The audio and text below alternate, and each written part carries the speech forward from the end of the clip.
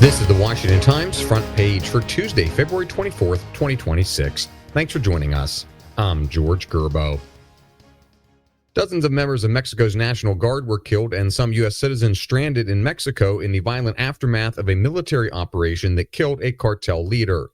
Ben Wolfgang reports the initial wave of violence after the death of Nemesio Ruben Oseguera Cervantes, known as El Mencho, left more than 70 people dead across Mexico. Mexican officials said at least 25 National Guard members were killed, along with at least 30 suspected criminals, a prison guard, and an agent from the state prosecutor's office. Mexican President Claudia Sheinbaum said her country had cleared the roadblocks set up by drug cartels and that order was being restored. The United States provided intelligence support to the Mexican military for its operation, the White House said. Some analysts cautioned that the power vacuum created inside of Cervantes' Jalisco New Generation cartel could lead to even more instability as competing factions battle for its control. President Trump plans to use the State of the Union and the likely largest audience of the midterm election year to make the case he's lowered the cost of living for Americans.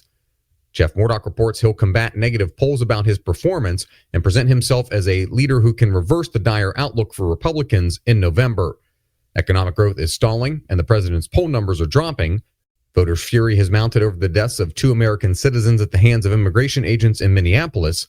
The scandal surrounding files related to the late sex offender Jeffrey Epstein shows no signs of abating, and the president was forced to walk back his plans to deploy the National Guard to U.S. cities. The Russia-Ukraine war now grinds into a 5th year, and no one seems to have the answers to end the conflict. 4 years after Russia launched a full-scale invasion of neighboring Ukraine on February 24, 2022, Mike Glenn and Joseph Hammond report the fighting has become a grueling war of attrition with mounting casualties on both sides. The stalemate on the battlefield is matched by a failure to find a diplomatic end to the conflict. The United Nations estimates at least 15,000 civilians have been killed since the invasion.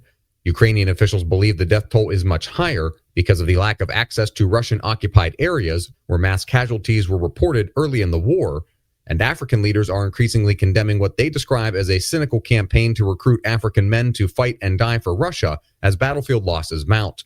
Ukrainian authorities say at least 1,400 Africans have joined the Russian war effort. And finally, the disparate House and Senate rules for official congressional delegations has put a renewed spotlight on Congress's international travel.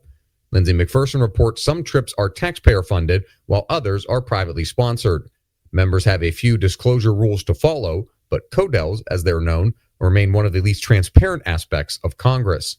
Taxpayer-funded trips are subject to disclosure only when foreign currency is used. The law allows the Treasury Department to purchase local currencies for members of Congress and their staff when they travel overseas as part of their official duties. Congressional leaders who approve official travel must submit a quarterly report itemizing the amounts spent.